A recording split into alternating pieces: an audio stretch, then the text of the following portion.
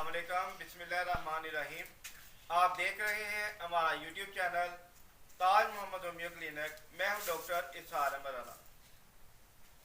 परेशानियां और उसका जो हल है वो करते हुए बाज़ औक़ात इंसान अगर लेट हो जाए, बाज़ औक़ात वो किसी का मकरूज़ हो, बाज़ औक़ात अगर किसी के पास रोज़गार नहीं है और वह रोज़गार की तलाश में है, बाज़ औक़ात अगर किसी के पास वसाइल नहीं है, अपने बच्चों को प्रॉपर वो नहीं पाल पा रहा, तो इन तमाम जो चीज़ें हैं इनका रिज़ल्ट क्या निकलेगा कि इंसान डिप्रेशन, टेंशन का शिकार हो जाएगा। अब ये चीज़ें कुदरती तौर पर इंसान के साथ चल रही हैं। यकीनी बात है कि जब तक ये मसला उसका हल नहीं होता वो टेंशन या डिप्रेशन में ही मुब्तला रहेगा। एक मामला तो ये हो गया कि हमारा लाइफस्टाइल, हमारा रोज़मर्रा की चीज़ें हमें डिप्रेशन और टेंशन में मुब्तला करती हैं। अगर हम दूसरी तरफ देखें, अगर किसी का कोई शख्स फौत हो जाता है, करीबी रिश्तेदार को करीबी रिश्ता फौत हो जाता है, आप फौरी तौर पर स्ट्रेस में, डिप्रेशन में और टेंशन में आ जाते हैं। ये तमाम चीज़ें आपकी उस वक्त होती हैं जब आपका कोई करीबी रिलेशन आपसे अचानक जुदा हो जाता है। ये चीज़ रोज़मर्रा की ज़िंदगी से हट के आपको मुतासर करती है। इसमें जो गम है ये आपके नर्व को डैमेज करता है, ब्रेन के सेल्स को डैमेज करता है।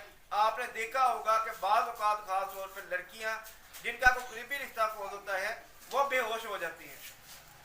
इससे मुराद क्या है कि ये जो गम है, ये डिप्रेशन, ये एंग्जाइटी जो है, बेचैनी है, इसने आपको मज़ीद डिप्रेस किया, आपके ब्रेन के सेल डैमेज हुए और आप बेहोशी का शिकार हो गए। अब ये सारी चीज़ें रिलेटेड टू आपका माइंड है।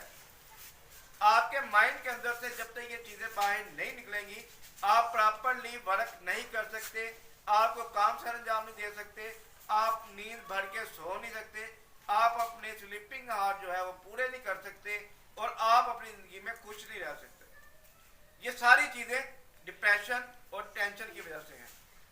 अब ये जो चीज़ें आपको मैंने बयान की हैं इनका हल क्या है? इनका हल ये है अपने आप को इस चीज़ की तरफ कायल किया जाए कि आपका ये जो मसला बना हुआ है ये खुद ब खुद ख़त्म नहीं होगा, आपको इसको ख़त्म करने के लिए कोशिश करनी पड़ेगी।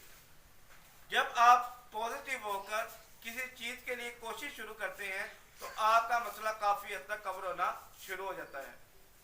इन द अदर हैंड एक तरीका तो ये हो गया कि अपने मसले को हल करने की कोशिश करें, उसका डिप्रेशन लें, बजाय इसके कि आप काम नहीं कर रहे, उसको कवर करने की कोशिश नहीं कर रहे, वसाइल पैदा करने की कोशिश नहीं कर रहे और खाली डिप्रेशन और टेंशन लेके बैठे हुए हैं, तो आपका सिवाय सेहत की खराबी के और कोई फ़ायदा नहीं है।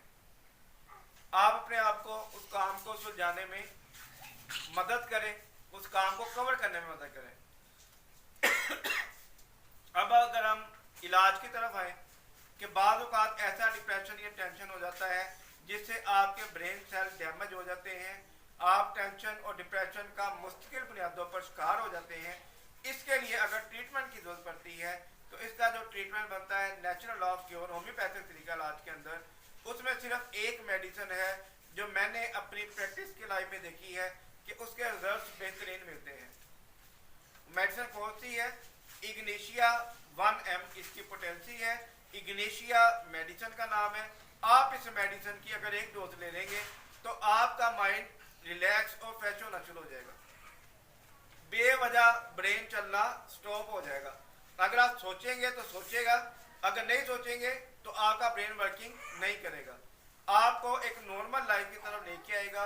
अगर इग्नेशिया 1M की आप एक डोज ले लेते हैं, अगर उस डोज से खातर का फ़र्क नहीं पड़ता या आपके डोज के मुताबिक फ़र्क नहीं पड़ता तो आप उसको हफ्ते बाद रिपीट कर सकते हैं।